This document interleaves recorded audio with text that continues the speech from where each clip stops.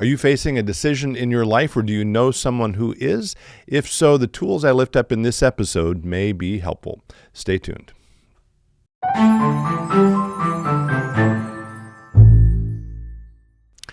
Hello, friends. Pastor Tim Westermeyer here, Senior Pastor of St. Philip the Deacon in the western suburbs of Minneapolis. Good to be with you as always. Over the last few weeks, maybe even back to 2023, I've met with a number of people from the church. This is sort of part of my ongoing role, is connecting with folks, having coffee with folks, talking to people about their lives. And a number of those conversations recently, in my mind, seem to have been focused on questions about decisions that these people are sitting with. You know, do I turn right or do I turn left? I'm at a crossroads in my life. Which way do I go? How do I decide? And I have found myself in all those conversations, and of course each one is unique and particular and specific. So a lot of what I do is just listen, honestly. But I have found myself in all those conversations pointing people to a specific chapter from a particular book that I think does a really good job of giving the reader some tools to use as they sit with a decision. I honestly do not remember if I've talked about this before. I may have. If I have, that's okay. It bears repeating, I think. The book I'm thinking of is called The Jesuit Guide to Almost Everything by a Jesuit priest named James Martin. And the particular chapter I'm talking about is called "What Should I Do?" ?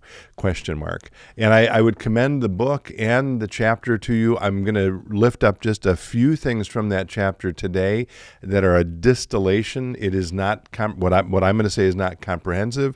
There are other ideas in the chapter, and they're worth reading and thinking about.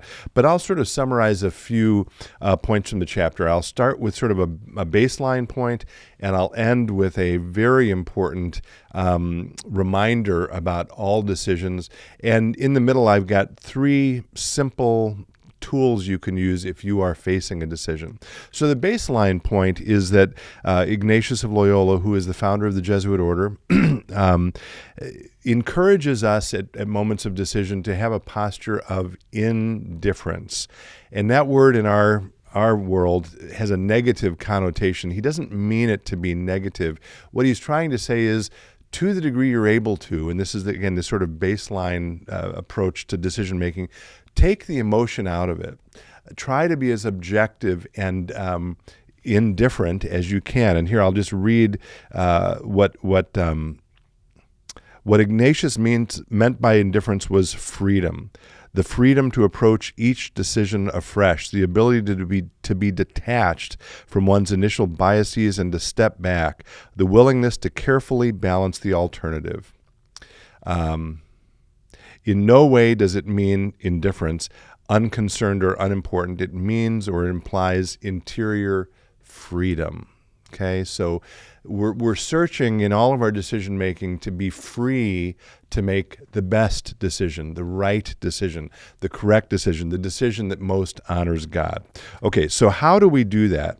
And again, this chapter includes a number of sort of thought experiments or tools.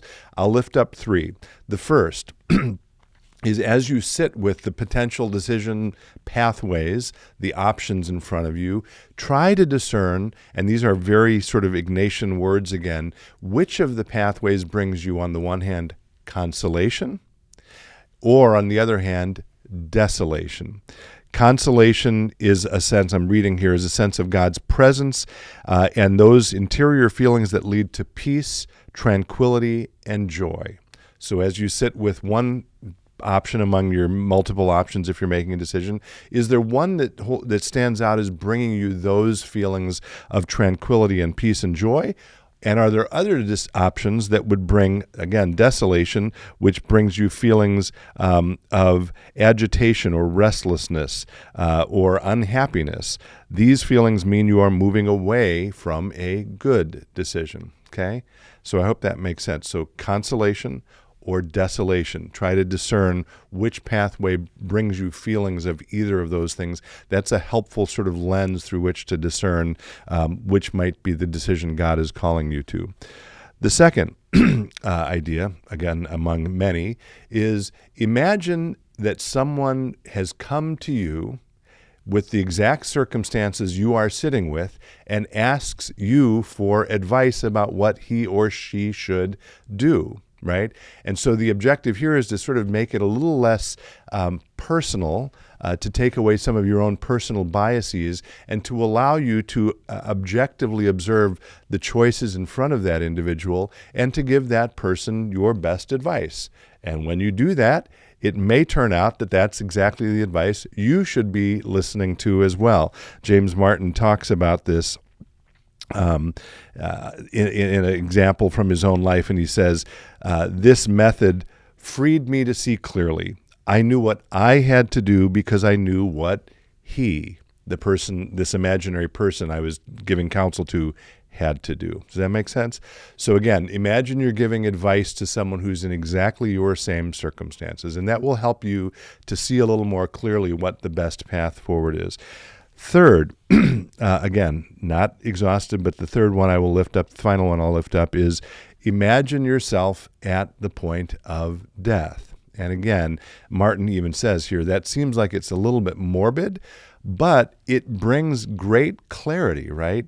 In the moment, you may be surrounded by all kinds of ways of thinking that are sort of noise, right? If you imagine yourself at the point of death, all of that noise sort of falls away and you're able to see a little more clearly, maybe a lot more clearly, what's genuinely important and what isn't so important. So he says, again, this sounds morbid, I know. It's also clarifying. Think of yourself on your deathbed far in the future and imagine asking yourself, what should I have done? Often, it's easy to see why this is so effective. Often we choose something that's more expedient now, the easier course, which we know might be a decision that we will regret. The old saying that no one on his deathbed ever said, I wish I had spent more time at the office, captures some of this insight. So that's again, three of the tools that he lists in this chapter. Again, I would commend the whole chapter to you. The final point I will make, which is also really important to remember, it seems to me, when we are faced with any decision in life, is that no decision is perfect. And so we may, and Martin concludes, I think, very wisely his chapter with exactly this thought. When we're faced with a decision between, let's say, two good options, once we make the decision, if we discover that it's not perfect, that it didn't satisfy us fully, it's really important for us to remember it never could have, right? And that helps to put that decision in perspective. So here's Martin again. One final comment about discernment. Making good choices means accepting that even the best decisions will have drawbacks. Even the best decisions will have drawbacks. And then he says, when we accept that all choices are conditional, limited, and imperfect, our lives become, paradoxically, more satisfying, joyful, and peaceful. So he concludes by saying, Ignatian discernment means trusting that through your reason and your inner life, God will help to draw you to a good decision because God desires for you to make loving, healthy, positive, life-giving choices. So find whatever works for you, whatever draws you closer to God, and whatever helps you to make a good decision. And then finally, he says, most of all, trust that God is with you as you choose your paths in this life. Wherever you go, whatever decision you make, God will indeed be with you. I hope that's helpful, and I would, as always, invite your thoughts about this. If you have discovered tools that have helped you in your own life to make good decisions, please, please, please share them below. I know other people would be grateful for them.